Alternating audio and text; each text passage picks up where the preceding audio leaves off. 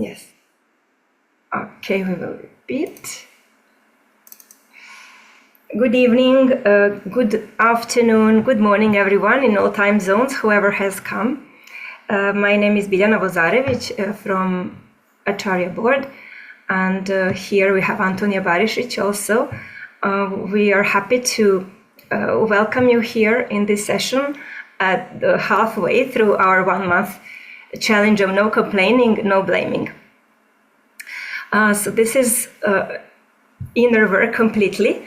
And at first, I would like to walk you through some main tips, and then we will gradually go deeper into our own experiences and reflections to see how the journal is progressing and also what we have learned about ourselves, because this is all about connecting deeper with ourselves, recognizing, appreciating, understanding, accepting, and loving ourselves so that we can become stable and evolve in mastering our mind. So this is precondition to acceptance, right? Because acceptance is the first step in our path, Mohanji's path, Raja Yoga path, right? So I'll share my screen.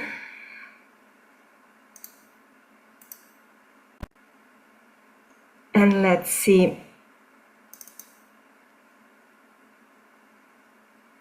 Can you see my screen? Great. So our global initiative, No Complaining, No Blaming, is not about Mohanji Foundation only. It is an initiative which is going out into everybody's life and self-development area. So this is psychological work, this is contemplation work, and this is self-improvement work.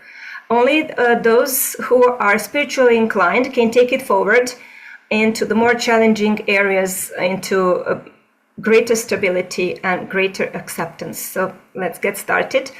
As you can recognize in the background, this is our poster with Mohanji with his strict look.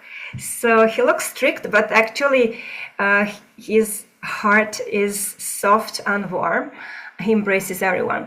This is all about transformative journey towards self-mastery and acceptance.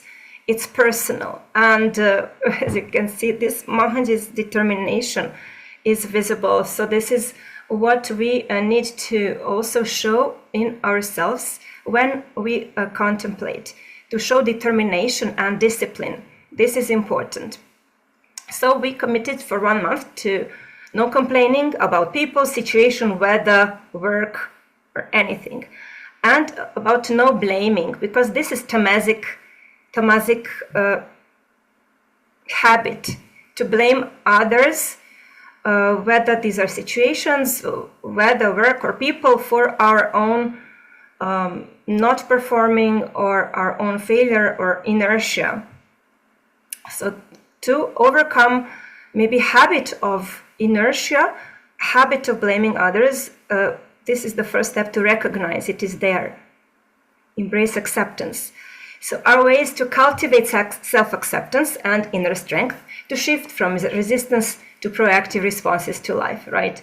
Where we resisted, we need to recognize that and then see how to proactively overcome it, overcome excuses, whether excuses are why we haven't done something or we haven't started something. So even if we have plenty of work on our plate, if we say we didn't do something because we have plenty of work, it's an excuse because we didn't put it as priority, right?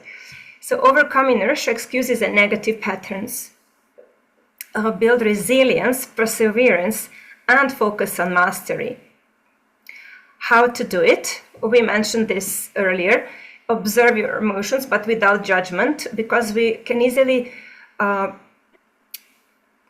into a trap of judging ourselves, because we expect to behave in a certain way, and then we actually judge ourselves why we didn't behave in that way, where we know how we should behave, right? So there is some clash of non-acceptance. There is resistance in that judgment. Also, we need to replace complaints with solutions, where we see something is not working, this is not good, that is not good. We need to change our attitude into openness, to ask ourselves how it can be done, when can it be done? If it's not possible this way, how can it be done in another way? What is needed so that it can be done? So open the whole world of possibilities with such positive attitude and practice it daily. Self-acceptance with all our pluses, minuses, without salt and pepper, to embrace ourselves and practice contentment. This is something which should be our, let's say, impression that we need to create, impression of and habit of contentment. So our journal should be there to keep about, any moments of slipping from our discipline, because that's where we can pay attention to next time, so that we avoid repeating the same mistakes. And we can also check whether it was out of emotion or out of our habit, maybe out of our pattern, habitual responses to a specific action, and how we felt that way, how we felt at that moment. So just observe emotions, observe the feelings without participating in them. Just feel the feelings, watch the feelings, how it was. In that way, we strengthen our witness role of a witness, which is, or who is neutral, and do not get involved. That way we help ourselves not to identify with anything external that is happening to us, anything that is somehow not ourselves. It helps us to be in the role of a witness, which is the nature of the fourth state of awareness, as you know, when in the enlightened state. So when we mature enough, then we become enlightened into this state of total witnesshood. So this is our practice, which is self-driven exercise. Nobody can push you into it. We can all motivate you, guide you. We can get guidance from Mohanji, but we cannot walk instead of anyone. So we need to walk ourselves. This is like Mohanji said once, the doctor told the patient to go for a walk every day, and it's going to benefit his health, to become more stable, and immune system will be strengthened. And then the person paid someone to walk every day for half an hour. So how much is it going to benefit? So nobody can do it instead of us. This is path from complaining, which means a resistance, to acceptance, which means inner strength and self-mastery. To be able to do that, we must practice flexibility and be adaptable. So like the weather can change, decisions can change, plans can change, and whatever happens in our body changes, or outside our body changes, so we need to adapt to this.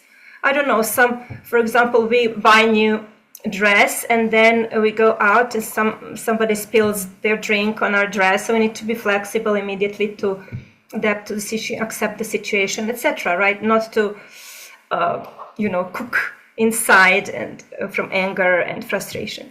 This is just one example. So resistance compromises progress. It slows us down, and acceptance perfects it. So that's the point here. Acceptance doesn't mean passivity, so we are not a doormat. Acceptance of situation means accepting it as it is, not be submissive and passively, do whatever somebody says, even if it is not aligned with our conscience. No, we shouldn't compromise our conscience, and we shouldn't be passive, right? Especially when he says, when people are suffering or animals are suffering, we must speak because they cannot. So this is vocalizing our thing, accepting situation as it is, but also vocalizing our own attitude, our own point of view, our own, let's say, purpose. So true mastery comes when the mind is still. So we are gradually coming there. A failure is part of the process, so keep trying. Like this man here in the background on the left is trying to overcome all these obstacles. So it cannot be overcome just by overcoming once or twice and then go back to your patterns. We need to be consistent. So consistency is the key. Every step matters. However difficult it might seem, however or challenging or painful, we must be aware that only through these kind of even painful changes, transformation happens, because we are addicted to our patterns. And here we go. So let's go to transformation. Transform challenges into opportunities for growth. Become unshaken by external circumstances, right?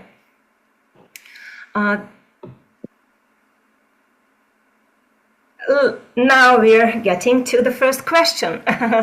I'm going to ask you. What should we do when something does not happen as per our plan? Can somebody give me an idea?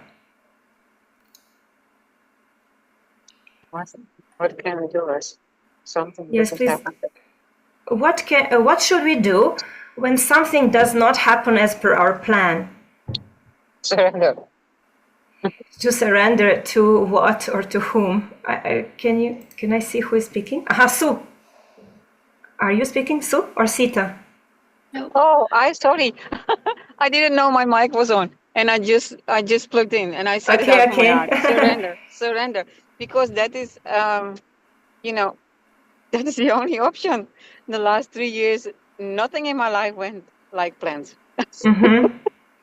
and I always started. I have to admit, with protest, but it doesn't help much. Actually, what helps is the only thing that helps is surrender, right? Surrender. Okay, the universe might know what's good for me. My gurus might know what's good for me. Obviously, I didn't know because the result is different. So that's the only thing, right? That yes. you know, there is a joke like that, right? There is a joke that says, "Do you want to make God laugh? Tell him your plans." Yes, it's. I know that one. It's a good one. Thank you, Sita. Okay. Yes, surrender. If we don't know the answers, there is higher awareness, consciousness that knows all the answers. Omniscient, omnipresent, and even more loving than ourselves. Loves us more than we do ourselves. So let's surrender to it, like to some higher parent. Antonia? I think first is acceptance. Antonia, I can't hear you. Sadananda, and Babu. then your plan, and think whether it is correct that you want it. Then persuade it again. First acceptance and then. Sorry, we can't hear you. First acceptance, and then.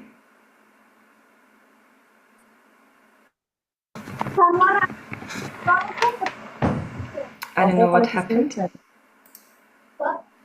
Sorry. Shall we continue? Sadananda, could you repeat what you have just said? We heard until acceptance, and then. First is, I think, if it is not happening, then accept that situation and check again inside your mind whether this plan is what you really wanted and it is correct. Then persuade it again. It will happen. You should try it. When the time comes, it will happen. Yes, that's right. Don't give up. Don't give up your dreams. Never give up your dreams. And yes, these ambitions. Thank you, Sadanand. Kirti? According to Mohanji, it's like you have to be flexible. the way situation is coming, you have to accept and be flexible and let go with whatever is. It's like you are watching the emotions and watching all the waves which is coming. It can be good or bad, but the most important thing is you have to be flexible. You should not resist, because the more you will resist, this suffering will be much more. So Yes. yeah, I Thank you, Kirti. Anybody else? thank you.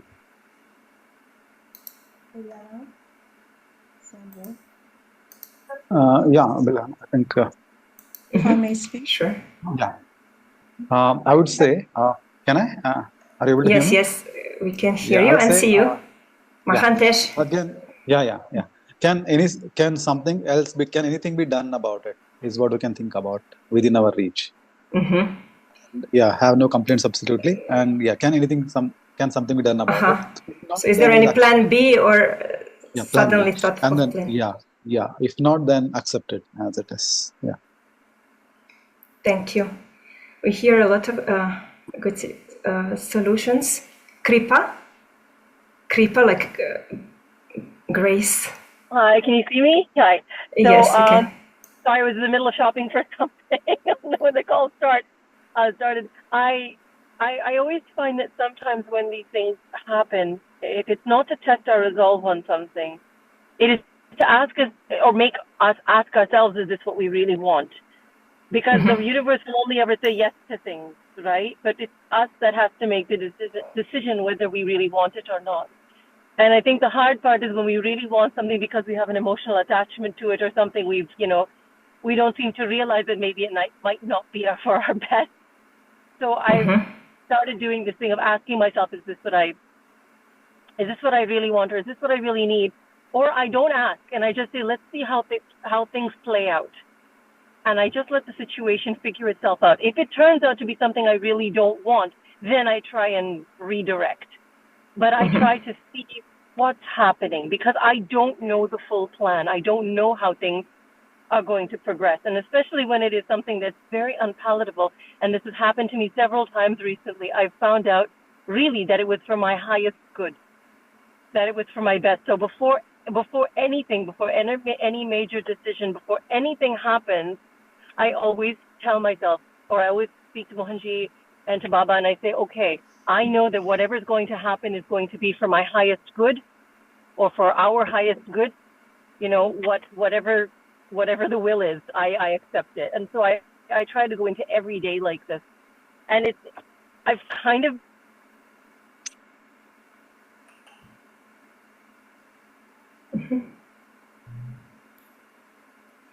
Thank you, Kripa. We kind of lost you, probably because of the connection.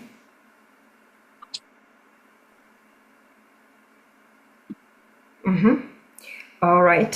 So let's go to the next to see a few solutions as well. Can you see my screen?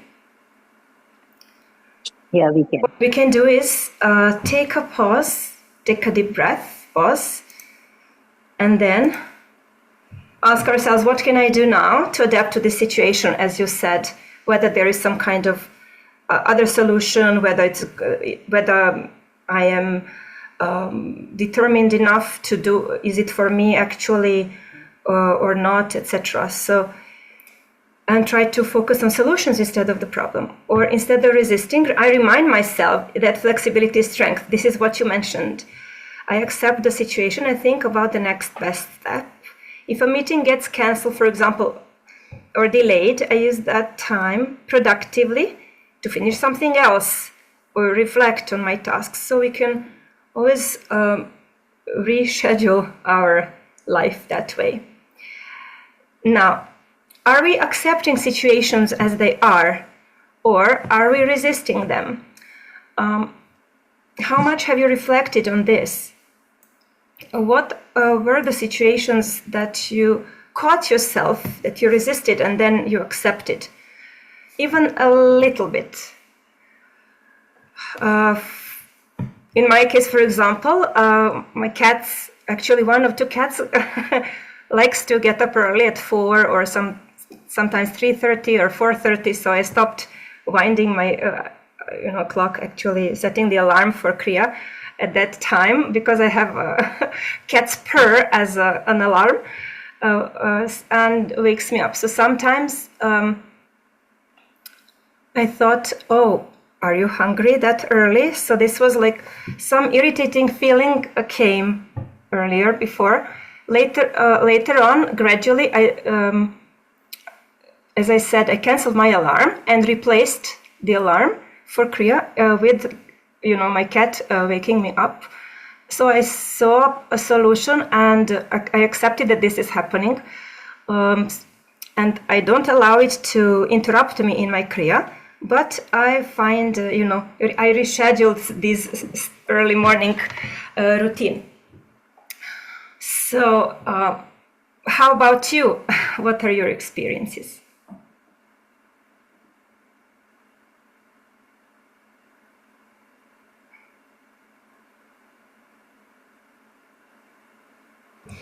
Okay, I don't see any.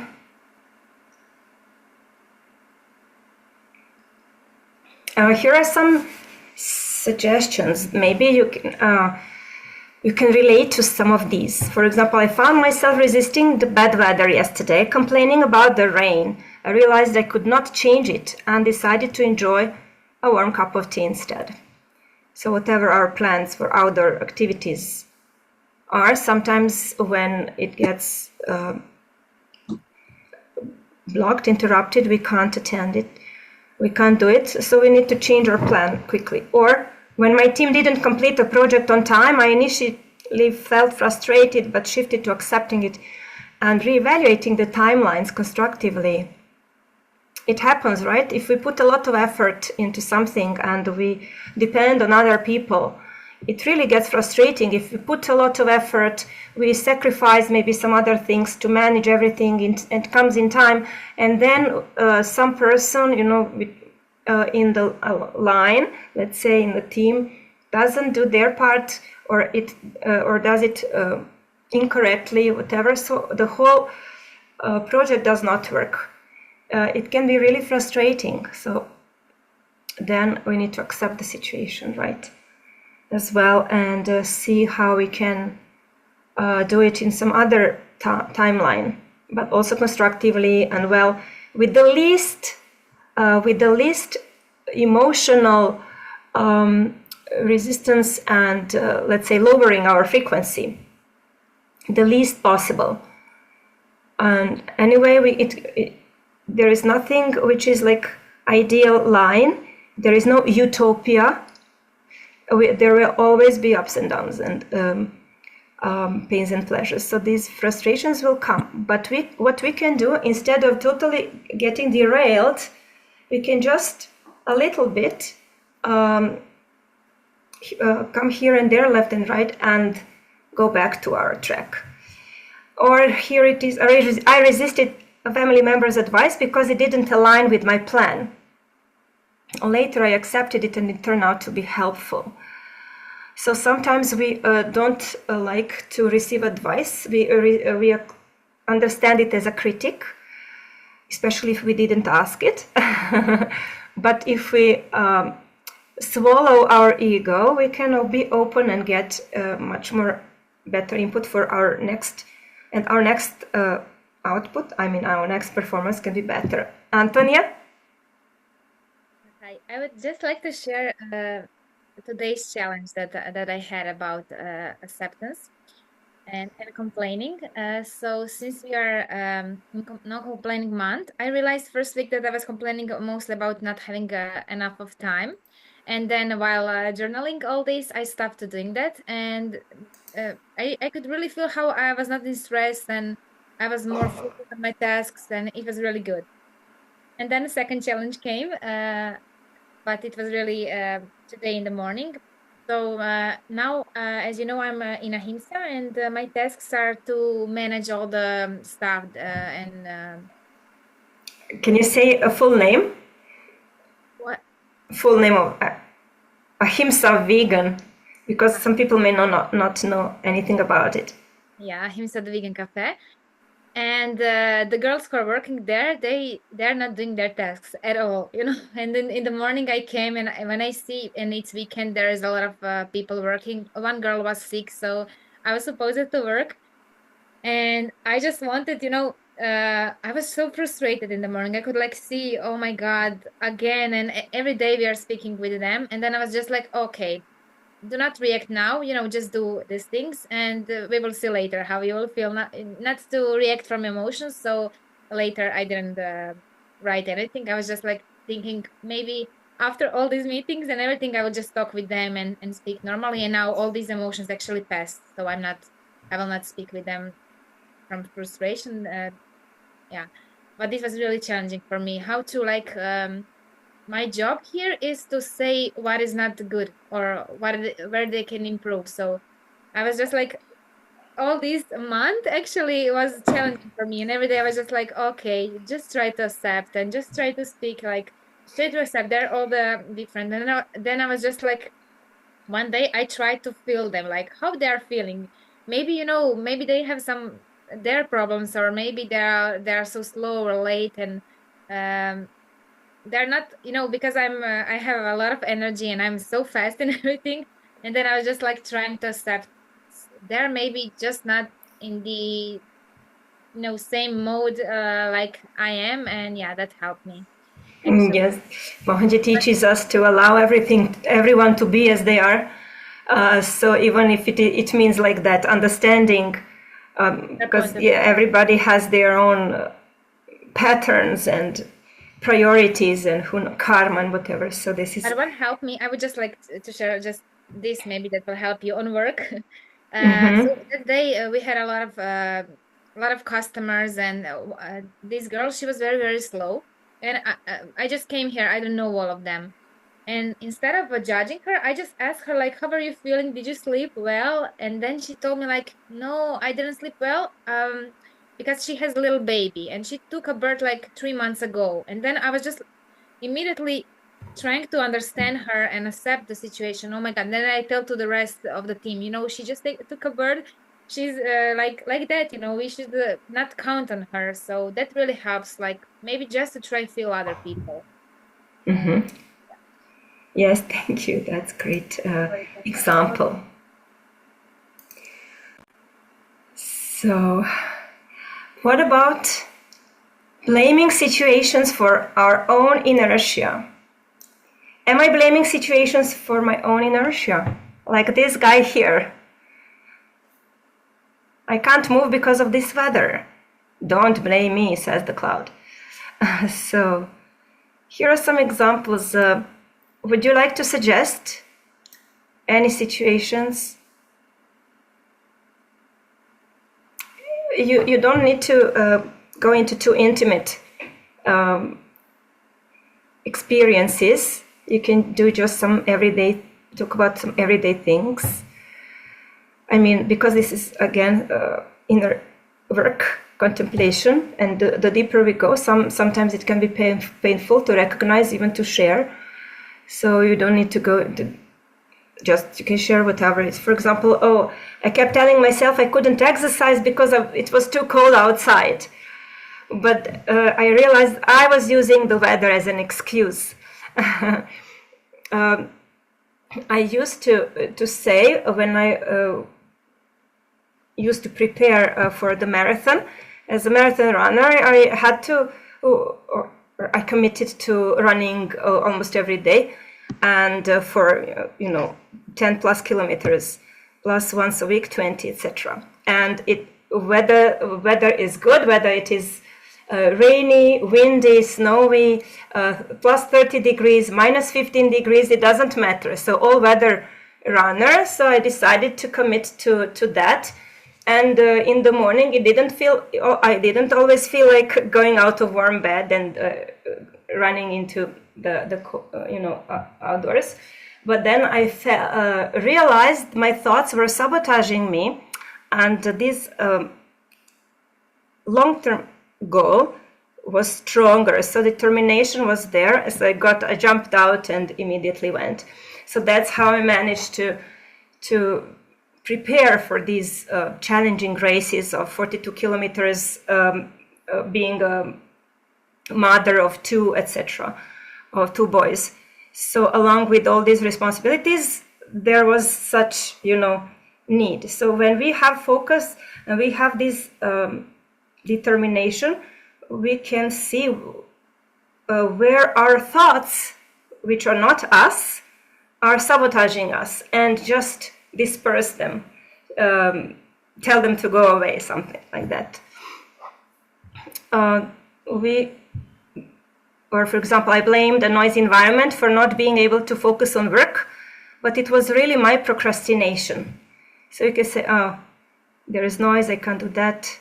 My family's, always disrupting me, or I have commitment to, my children, I have commitment to that, etc. So these are excuses. Eventually, as it says here, I eventually put on noise-canceling headphones. So this person managed to solve this problem because he or she overcame his inertia and completed the work. Or it says, I avoided starting a new hobby, blaming my busy schedule. Oh, I have no time. Reflecting on it, I noticed I could manage my time better. So it's just putting the list of priorities and see what is less relevant and take it away. Am I giving excuses for not taking action?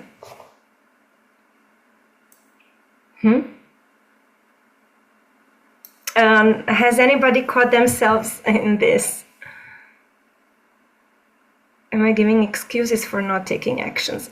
Even if this taking action can, this excuse can look like a real reason, especially when it looks like a real reason.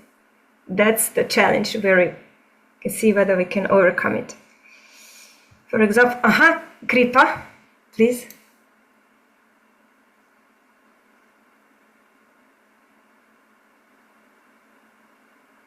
We can't hear you. For some reason, we can't hear you. I'm listening. I'm listening through headphones, but they don't transmit. I've caught myself on this on a number of occasions, but they really do look like real reasons. They really do, and they're really hard to get through. But again, had to accept the situation the way it is, or I've said, like a lot of it has to do with I'm very tired because I have very long days, and a lot of it is I procrastinated doing XYZ because I said tomorrow I'll remember, it'll be fine, and of course it never happens. Or I said, it's the same time every day, it'll be fine, and then I get sideswiped by something else completely unexpected. And so I've been learning slowly, don't procrastinate when the inspiration comes, when you're supposed to do it now, because if you don't know if you're going to have another chance later, because you don't know what life is going to bring you. And exactly. Yeah, and there have been a lot of these challenges, especially I know I've been being thrown one after the other in the last 2 weeks, and some of them they've been epic fails. I've really just not managed at all very well, but others I've managed to catch myself on time and say, okay, fine, this has to be done now. Whatever's happening now, let me finish, let me jump into the next thing. If not, let me deal with it right now so it doesn't get forgotten or procrastinated, and then I can continue whatever I was doing at the time. But it's been a wild ride in the last few weeks. So it's been a really wild ride, and I don't think I've even scratched the surface of this whole. I've not even scratched the surface. I've just seen it all come at me like a dozen trains ready to smack me down, and I've just watched it, and I'm like, okay, let's just put one foot in front of the other, and we're going to see where the road takes us, and knowing that Guru and God are with me at every moment. Take a deep breath. Let's take the plunge. But yeah, it's the really hard ones when it comes to I'm tired, I'm exhausted, I can't do more, I have to wait till tomorrow. So I have to judge for myself, is it really something I can put away? Is it really something, or is this something that definitely will get forgotten, even if it's on a to-do list or whatever. Can I really muster and do it now? Finish it, let it be done. So it's been a really big challenge. Yes, that's right. Especially if we have when we have a lot of activities and some, let's say, limited time.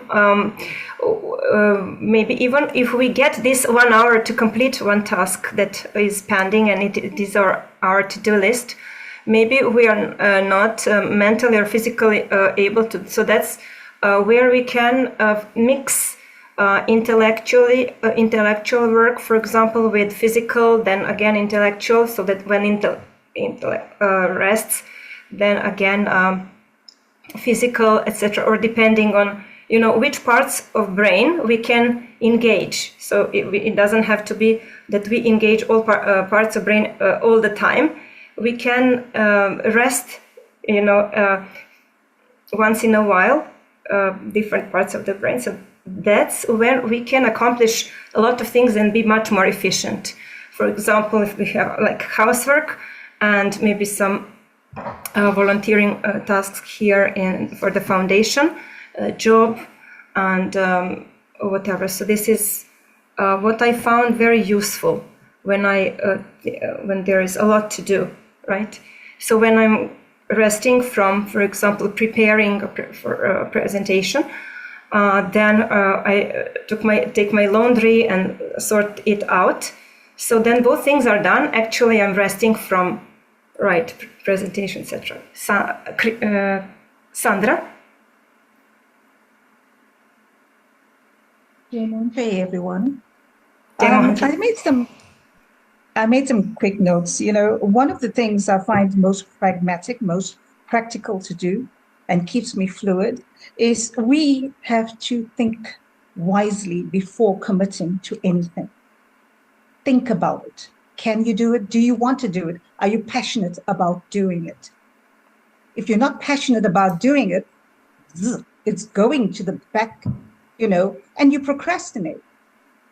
One of the things Mohanji always teaches us is to stay fluid. Do it now, because something always comes up, right?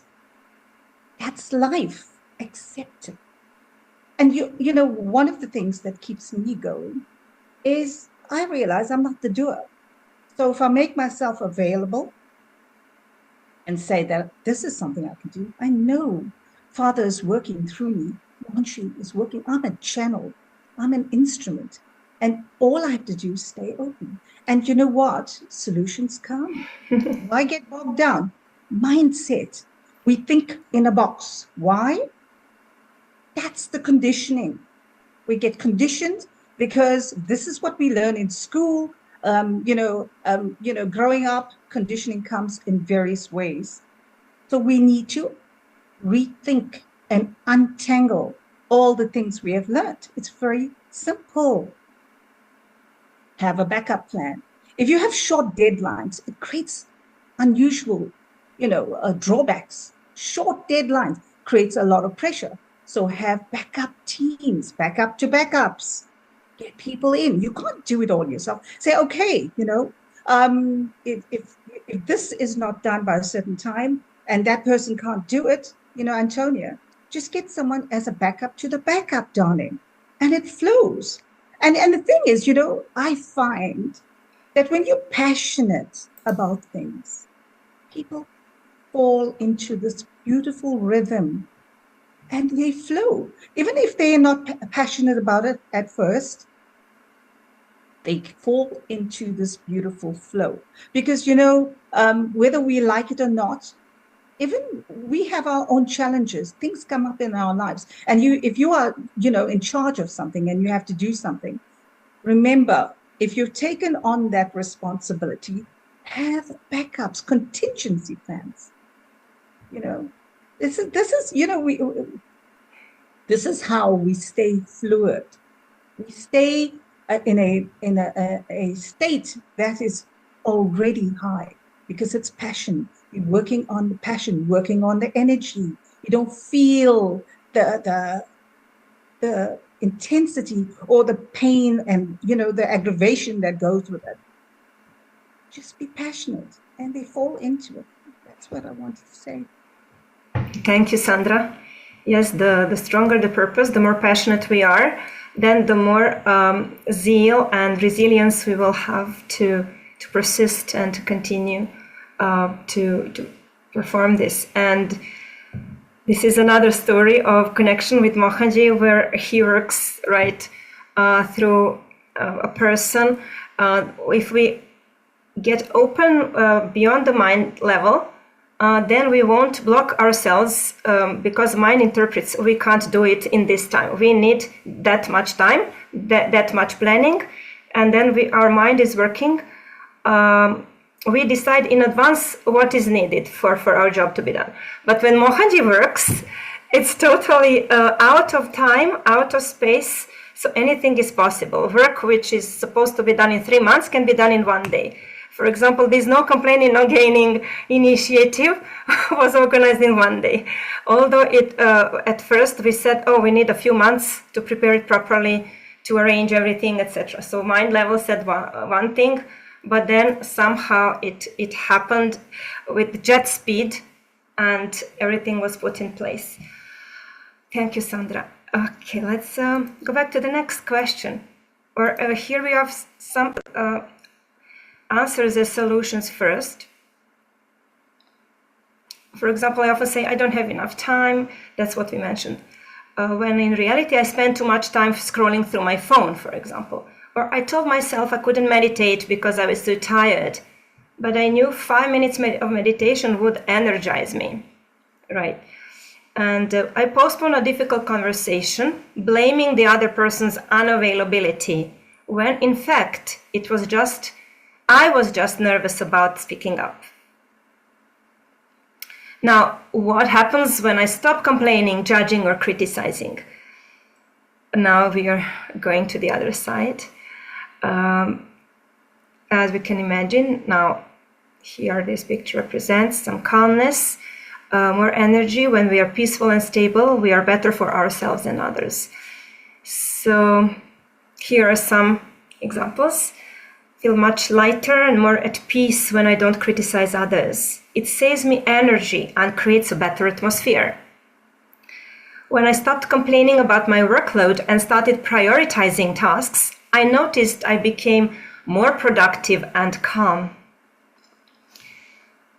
So not judging a friend for their decisions helped me strengthen my relationship with them. I realized everyone is on their own journey. So this third part is very important in teamwork, right? Not judging other people. Sandra, did you want to say again? Or this was from the last question. Okay. How often do I observe my emotions and how they manipulate me? I mentioned one example of how thoughts can sabotage us when I was preparing for my marathon. This can also be in other situations where emotions can manipulate us. Emotions tell us what is wrong, what is not right, etc. For example, yes, I met a neighbor and he was really grumpy, somehow grudging, etc. And he said, I used to spend 3 months at the seaside and now I can't, ex-Yugoslavia is now parted and now I can't go, and etc. Why can't I go? And so when we observe such emotions, this is closing ourselves to new good experiences because changes are inevitable. But of course, a person has to rise up to this level to not to feel a victim of the situations around, but to feel more in control of themselves, and then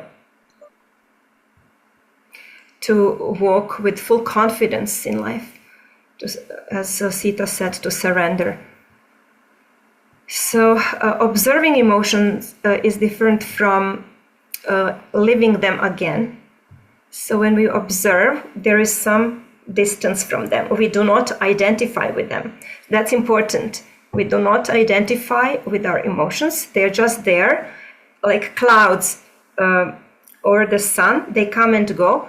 What we are actually is that sun, which is always there, consciousness, which is immortal, invincible, and when we are there, we are really ourselves. We remember we are walking, talking consciousness every day.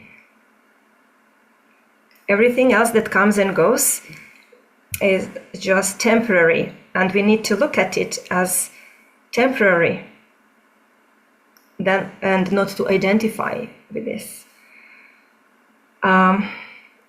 Does anybody have any examples that you would like to share? Here I prepared some examples instead. I noticed yesterday that irritations, these are not my examples, but I find them very interesting. I noticed yesterday that irritation was taking over when I got stuck in traffic. I caught the emotion and focused on listening to music instead. Or during a disagreement at work, I realized anger was clouding my judgment. I paused, acknowledged it, and responded calmly. Okay, Kirti, thank you for the message. Or I observed sadness creeping in when plans got cancelled. I accepted it and reflected on why it bothered me and chose to enjoy some quiet time. Then another thing can happen. For example, if we are used to driving a car and it starts frequently, to break frequently, it has to go to service, and then the car is unavailable, along with extra, expenses, etc. So it can be really frustrating. But then, on the other hand, when dishwasher, for example, breaks down, we are not so upset, right? Or it depends on the person.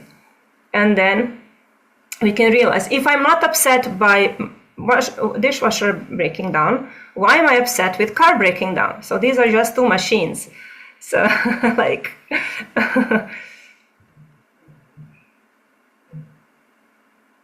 let's go to consistency. Am I consistent in my practice of acceptance and perseverance?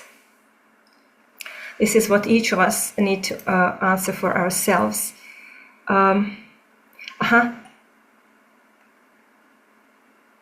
Thank you for the message. Would you like to share with everyone? Raji? Yes. Hi, everyone. Hi. Can we see you? Sorry, 1 second. Yes. Thank Hello. you. Hello, Raji. Hi, everyone.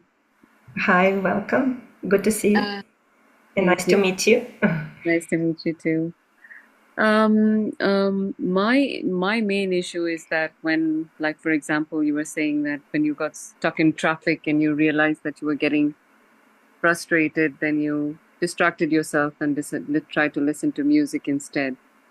For me, what I know this is a weakness of mine, I'm quite aware of it, is that if I feel that frustration, I need to express it. That's the only way I find release. But if I want to do what, distract myself and listen to music, that's just one brick that has been laid. Then the next incident happens and then other brick gets laid, because now I'm distracting myself and not allowing myself to express. I know it's not the right expression. It's not a positive expression. However, it is still an expression.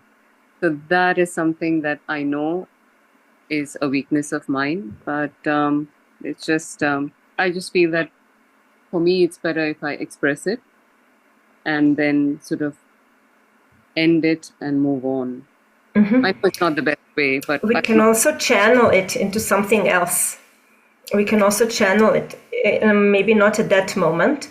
Definitely, it's not good if we suppress it, because it can then create inner blockages in the body. But if we channel it, for example, into some kind of creativity or frustration into running or it depends on your own ways of expression, Creativity in any kind is an excellent way to channel our energy, which got accumulated from everywhere, like, as you said, frustration from the traffic. That way, we are not harming others, and we are not harming ourselves, right? When we are angry and want to, to take the hot stone or hot potato to throw at somebody, we are the first who get burned, right? Yeah. So, and this stone may not even reach the other person or situation. So channeling or moderate expression is better than just let it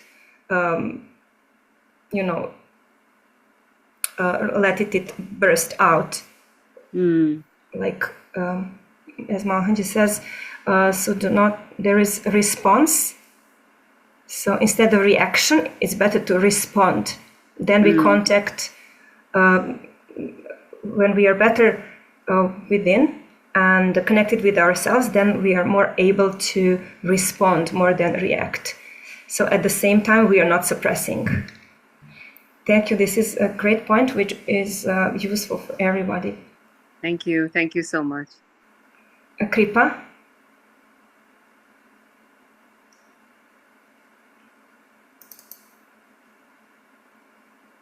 There we go. There we go. Sorry, trying to figure out my controls on my phone. Okay, good. Thank you, baby. Thank you. So, just in response to what, sorry, I'm totally missing out on names, and I apologize. Two other Raji. Yes, what Raji was saying. I have a small child who has a lot of energy and very high-spirited and fiercely independent. So I tend to watch a lot of parenting videos to try and get tips for things. And one of the things that I am working on a lot right now is trying to express verbally how I feel. Just a moment, please. Just a moment. To express verbally how I feel in front of her in a way that helps her receive the right information in how to deal with something. And I know exactly what Raji is talking about, especially with a car, like when you're in the car and you don't have a creative outlet and you don't have anything and it's frustrating, whatever's going on, somebody just cut you off or you're getting late because the person ahead of you is not, moving fast enough or whatever that, like, just an example. And one of the things that I learned, and I think Mohanji has said this as well, but it didn't sink in until I saw this video about doing this. And they say verbalize exactly how you're feeling in that moment. So you do have a channel. You are channeling it. You are expressing it. So, wow, this is really frustrating right now. And you actually have to feel it, verbalize it, get it out. But it's not swearing and it's not and it's not at the other person, and it really forces you to connect to yourself. And then once I've done that, I'm like, okay, I've expressed it. It doesn't mean the frustration has gone away, but I have expressed it now. And I feel better now that I've at least expressed it, and it's not hurt anybody. It's not been, vulgar in any respect.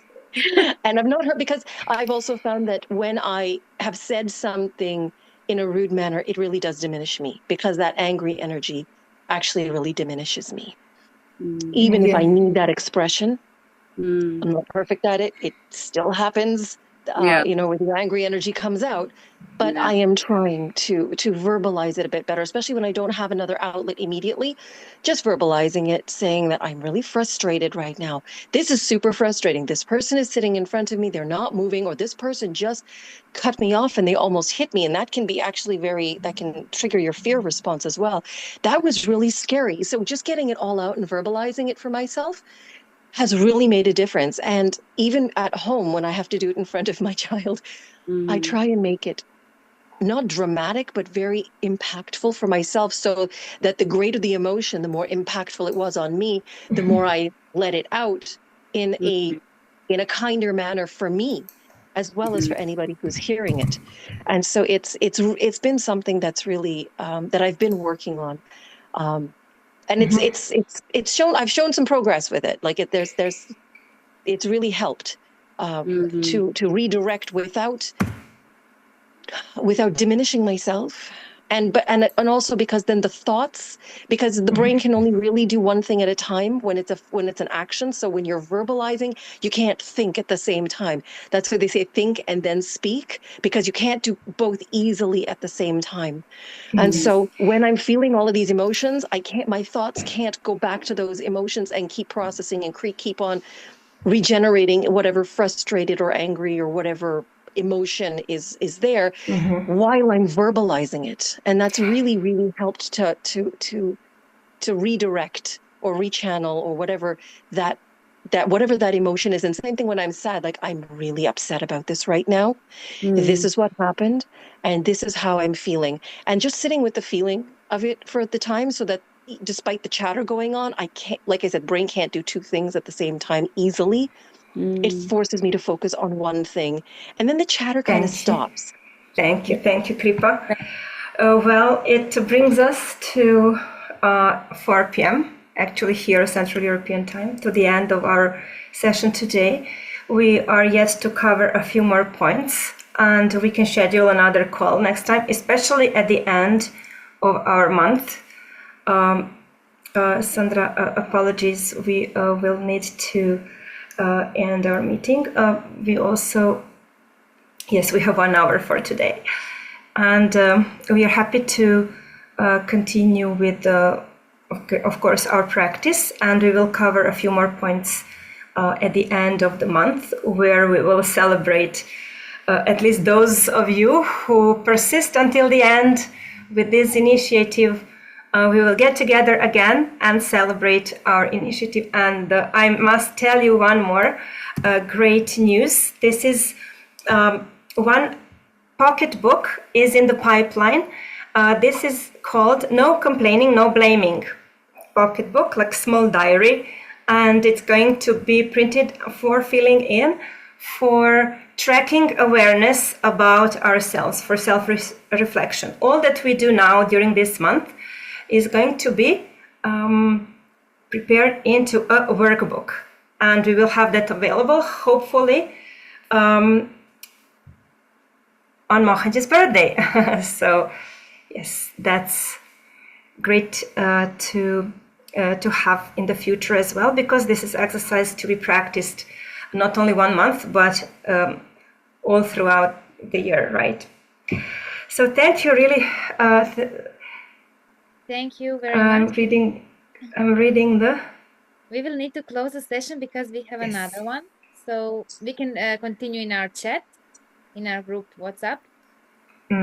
It is only for admin, but anyway. Thank you, everybody, for joining. Wish you a lot of commitment, consistency, acceptance, and awareness in the days ahead. And see you in 2 weeks. Thank you. Thank you, Bilana. Thank you. Thank you, everyone. Thank you. Thank you, Diana. Thank you.